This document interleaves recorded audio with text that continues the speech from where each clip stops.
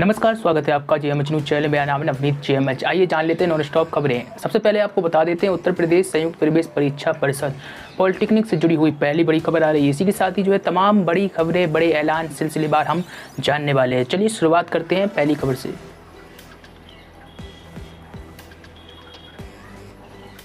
दरअसल polytechnic counselling 2022 सभी उम्मीदवारों के लिए बहुत ही जल्द शुरू होने वाली है। वेबसाइट पर जो एक नोटिफिकेशन जारी किया गया उसके अनुसार यूपी पॉलिटेक्निक काउंसिलिंग 2022 सभी के लिए 7 सितंबर 2022 से जो है शुरू होने की संभावना है। अधिक जानकारी के लिए आधिकारिक वेबसाइट जेई आपको बता दें JEE.CUP.admission.nic.in पर जो है आप जानकारी ले सकते हैं। वहीं यूपी जेईसी काउंसिलिंग 2022 शेड्यूल बहुत ही जल्द आधिकारिक वेबसाइट पर घोषित होने की उम्मीद है। नोटिफिकेशन में लिखा है कि ऑनलाइन काउंसिलिंग 2022 7 सितंबर 2022 से जो है शुरू होने की उम्मीद है। अपडेट रहने के लिए आपको वेबसाइट पर नज़र बनानी होगी। अब बात कर लेते हैं उत्तर प्रदेश में बीजेपी के नए प्रदेश अध्यक्ष भूपेंद्र सिंह चौधरी ने रविवार को पार्टी संगठन में बदलाव को लेकर एक ऐलान किया है।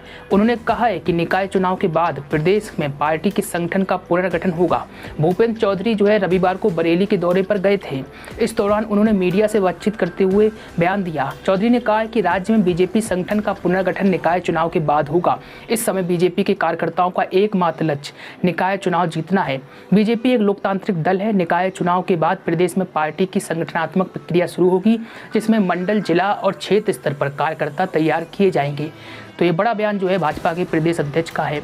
अब बात कर लेते हैं आम आदमी पार्टी। आप ने उत्तर प्रदेश के सरकारी स्कूलों की दुर्दशा को उजागर करने के लिए सेल्फी विद सरकारी स्कूल अभियान शुरू किया है। आप पार्टी जो है सोमवार यानी कि आज से शुरू होने वाले इस अभियान को 1 सप्ताह तक चलाने वाली है और प्रतिदिन 50 सरकारी स्कूलों के फोटो और वीडियो जारी किए जाएंगे।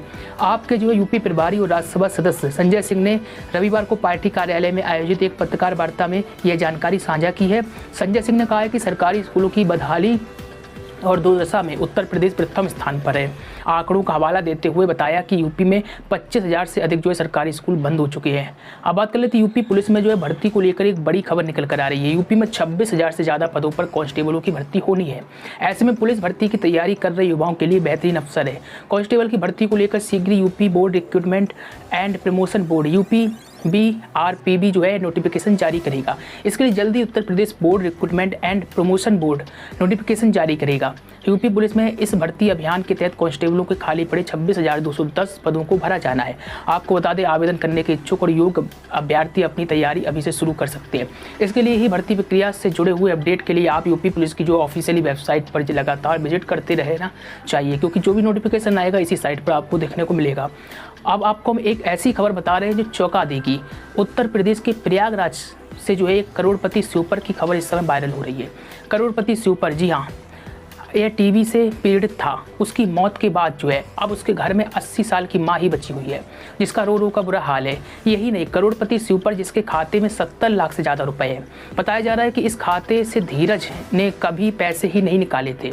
आपको यहाँ ये भी बता दें, धीरज प्रयागराज के जिला कुष्ठ रोग विभाग में स्वीपर कम चौकीदार के पद पर कार्यरत था। वह एक करोड़पति था। इस बात का खुलासा इसी साल मई महीने में तब हुआ जब बैंक वाले धीरज को खोजते हुए कुष्ठ रोग विभाग पहुंचे।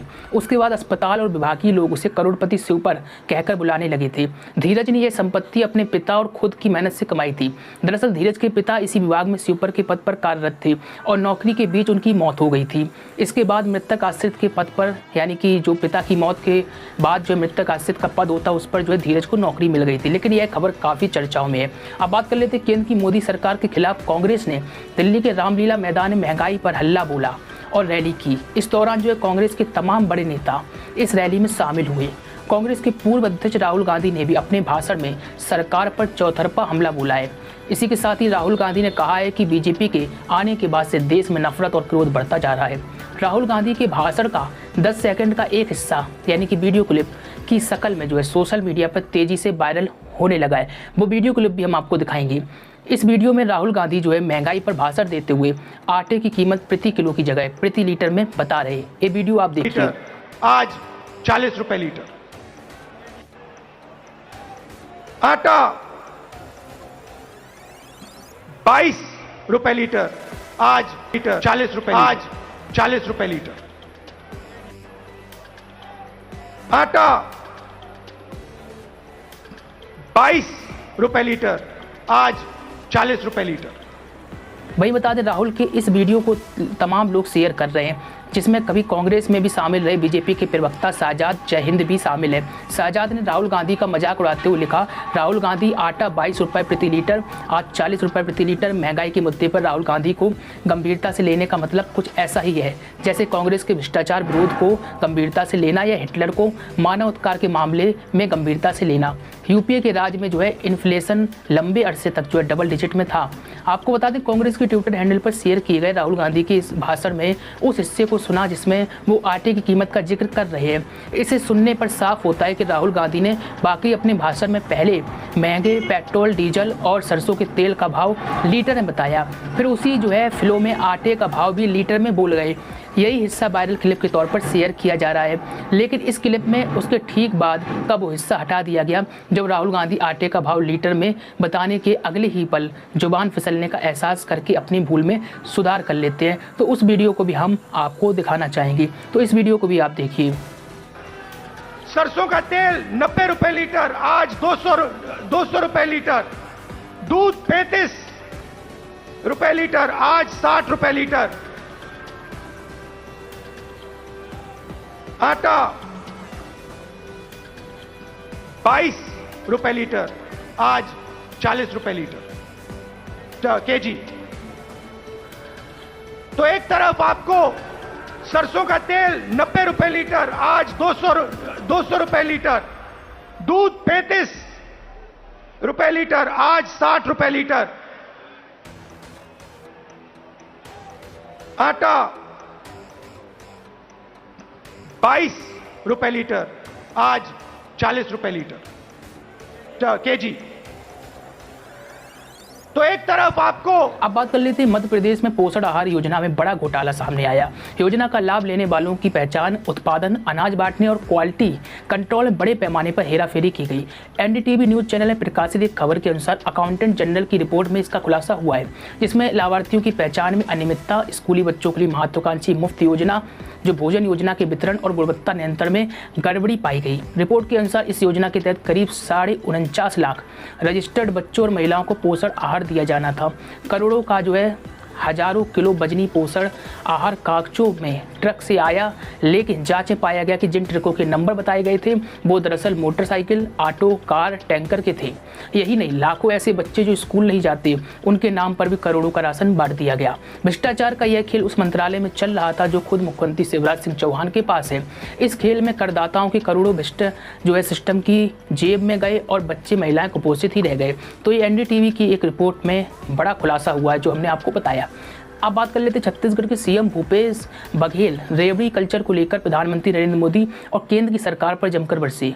बघेल ने कहा कि कांग्रेस पार्टी और उनके नेता राहुल गांधी किसानों, गरीबों, व्यापारियों, बेरोजगारों के खिलाफ लड़ रहे हैं। आज महंगाई के खिलाफ हल्ला बोल का नारा उन्होंने दिया, लेकिन यह देश का दुर्भाग्य है कि केंद्र की सत्ता में बैठे लोग महंगाई और बेरोजगारी दूर करने का काम जो है नहीं करते। उनका केवल एकमात्र लक्ष्य राहुल गांधी को रोकना। वो राहुल गांधी के खिलाफ जो लड़ाई लड़ते हैं। सीएम भूपेश बघेल ने पीएम मोदी से पूछा कि उद्योगपतियों के कर्ज माफ़ी जो कर रहे हैं उनको रेवड़ी कहेंगे या फिर नहीं। इस पर एक बड़ा सवाल खड़ा किया है। अब बात कर लेते हैं उत्तर प्रदेश चलते हैं। यूपी के जो है सीएम योगी आदित्यनाथ ने आजम खान का नाम लिए बिना कहा कि प्रदेश में हमारी सरकार आने तक रामपुरी चाकू गलत हाथों में था। इस चाकू का इस्तेमाल लोगों के शोषण में किया गया, लेकिन हमारी सरकार ने इस चाकू के बल पर लोगों को सुरक्षा प्रदान की। आम लोगों में सुरक्षा की भावना प्रगाढ़ हुई है। आज आपको बता दें रामपुर में कोई किसी से डरता नहीं। 2017 से पहले यहाँ ऐसा माहौल था। उन्होंने कहा कि रामपुर की पहचान मिटाने की भी कोशिश की गई थी, जिसे हमारी सरकार ने जो है सफल नहीं होने दिया। आजम खान पर निशाना जो है साधते हुए मुख्यमंत्री योगी ने आगे कहा कि उन्होंने रामपुर के विकास की बजाय अपने व्यक्तिगत हित के लिए योजनाएं बनाई। आपको बता दें मुर्तजा इंटर कॉलेज की जो है इमारत पर कब्जा कर लिया गया, ये भी आरोप लगाया। पार्टी का दफ्तर बना लिया गया, फिर अपना स्कूल खोल लिया। इसी तरह 200 साल पुराने मदरसा आलिया की इमारत पर भी जो है कब्जा कर लिया। उसकी ऐतिहासिक जो है पांडुलिपियाँ उठा लिए गए। हमने मदरसा आलिया की जो ऐतिहासिक पांडुलिपियाँ जो है फिर से वापस कराई। ये बड़ा संबोधन जो है रामपुर पहुँचे हुए थे योगी आदित्यनाथ, यहाँ पर उन्होंने किया। अब जान लेते हैं सीएम योगी का एक बड़ा एक्शन देखने को मिल रहा है। सीएम योगी आदित्यनाथ के निर्देश पर एंटी नारकोटिक्स टास्क फोर्स, आपको बता दें ANTF का गठन कर दिया गया है। नशे के कारोबारियों की संपत्ति को जब्त किए जाने के साथ ही उनके पोस्टर सार्वजनिक स्थानों यानी कि चौराहों पर चस्पा करने के निर्देश जारी हो चुके हैं। नशीले पदार्थों की कमाई से जुटाई गई संपत्तियों पर भी बुलडोजर चलाया जाएगा। ANTF प्रदेश की सीमाओं पर गौवंश की तस्करी पर भी शिकंजा कसेगा। इसके अतिरिक्त प्रदेश सरकार ने युवाओं के स्वास्थ्य को ध्यान में रखते हुए प्रदेश की सभी शिक्षण संस्थाओं के पास लगने वाली तंबाकू व पुड़िया बेचने वाली सभी दुकानों को हटाने के भी निर्देश जारी किए हैं और साथ ही सभी स्कूलों में छात्रों को तंबाकू के खिलाफ जागरूक किया जाएगा, जिसमें उन्हें तंबाकू व अन्य नशीले सामग्री के सेवन से होने वाली शारीरिक और मानसिक दुष्प्रभाव के विषय में जानकारी दी जाएगी। तो ये बड़ा ऐलान सीएम योगी का हुआ है। अब इसी के साथ ही एक और खबर जान लेते हैं। मध्य प्रदेश के सभी स्कूलों में अब बोर्ड के पैटर्न पर 5वीं और 8वीं की परीक्षाएं होंगी। मुख्यमंत्री शिवराज सिंह चौहान ने कहा है कि प्रदेश के स्कूलों में अध्ययनरत बच्चों की शैक्षणिक गुणवत्ता सुनिश्चित करने के लिए 5वीं और 8वीं की परीक्षाएं बोर्ड के पैटर्न पर आयोजित होंगी। सीएम का यह भी कहना रहा है कि साथ ही इन शालाओं में आंतरिक मूल्यांकन भी नियमित रूप से सुनिश्चित कराया जाएगा। आपको बता दें, श्री चौहान ने BHEL दशहरा मैदान में स्कूली शिक्षा और जनजातीय कार्य विभाग द्वारा 15,000 नवनियुक्त शिक्षकों के प्रशिक्षण कार्यक्रम को संबोधित करते हुए बातें कही। हालांकि उन्होंने इन परीक्षाओं के पैटर्न के बारे में विस्तृत जानकारी शेयर नहीं की है। लगातार बने रहिए खबरों को पढ़ना चाहते हैं JMHnews.in पर विजिट करें, खबरें आप पढ़ सकते हैं। वहीं आपको बता दें, दिल्ली की एक नई शराब नीति आई है, यह मामला अभी सुलझा ही नहीं था कि वहीं दूसरी ओर शराब पीने वालों के लिए खुशखबरी और आ गई। आपको बता दें, दिल्ली की मेट्रो स्टेशन पर अब शराब मिलेगी, क्योंकि आबकारी विभाग ने स्टेशन परिसर में शराब की दुकानें खोलना शुरू कर दिया है। DMRC ने मेट्रो स्टेशनों पर भीड़ देखते हुए शराब की दुकानें खोलने की अनुमति दे दी, ताकि भारी मात्रा में शराब की बिक्री की जा सके। आबकारी विभाग के अधिकारियों के अनुसार बदरपुर, द्वारका, करोलबाग, राजौरी गार्डन और मुंडका सहित बड़े परिसर वाले मेट्रो स्टेशन पर आधा दर्जन से अधिक आउटलेट खोले जा चुके हैं। आपको बता दें, दिल्ली में एक तरफ शिक्षा के नाम पर अरविंद केजरीवाल जी तारीफ खूब कर रहे हैं, वहीं दूसरी ओर शराब के आउटलेट्स खोले जाने को भी उन्होंने मंजूरी दे दी है, जिस कारण से उन्हें इस मामले पर भाजपा द्वारा घेरा भी जा रहा है। लगातार बने रहिए। नमस्कार।